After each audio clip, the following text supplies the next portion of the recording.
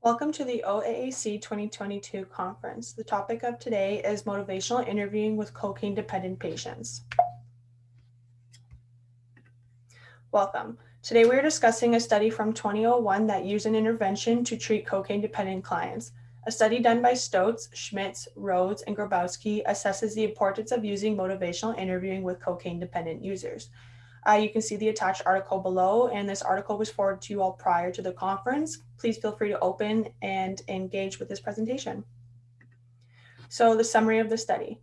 In an outpatient setting, cocaine detoxification program and a brief motivational interviewing intervention was evaluated and applied.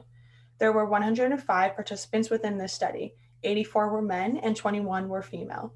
The participants were randomly assigned to either the motivational interviewing group or the detox only condition.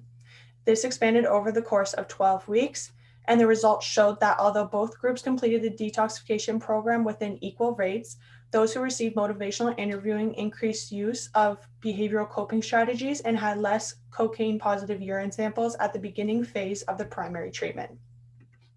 So, was the study successful? Yes, the study was successful in understanding if motivational interviewing has a better effect than only applying those to a detoxification program. Although their hypothesis of adding an MI intervention to the detoxification program would enhance retention and achieving of initial abstinence was not supported, they believe it is due to the detoxification program is already an intense multi-component intervention on its own. However, it was shown to be a successful tool in those with lower motivation, thus it is a successful study. What it improved for service users. This tool helped those with lower motivation to successfully reach initial abstinence at the beginning of the study and was detrimental to those with higher motivation. It was also shown that this successful tool, particularly when delivered prior to participation in the program, and this encourages future studies to apply this intervention before the actual treatment to create better outcomes for users. So, why it is a good intervention to employ? The study indicates that this is a good intervention to employ, as they mention how effective it is with alcohol users and how it helps those with lower motivation to succeed within the study. So, this study explains that other studies who relatively did the same study with higher sample sizes expressed a positive use of motivational interviewing in cocaine dependent users. Thus, it is a good intervention to employ. This encourages future studies to apply this intervention before the actual treatment to create better outcomes for users.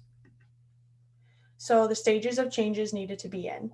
I would say preparation and action, as each participant volunteered to be a part of the study to see change, which puts them at a preparation to action stage of change. So why it works well for those who have experienced trauma. It is a tool for building connections with the client, and it creates a non-judgmental space for critical thinking and problem solving. And creating a safe space is vital for those with trauma, and this tool helps with that.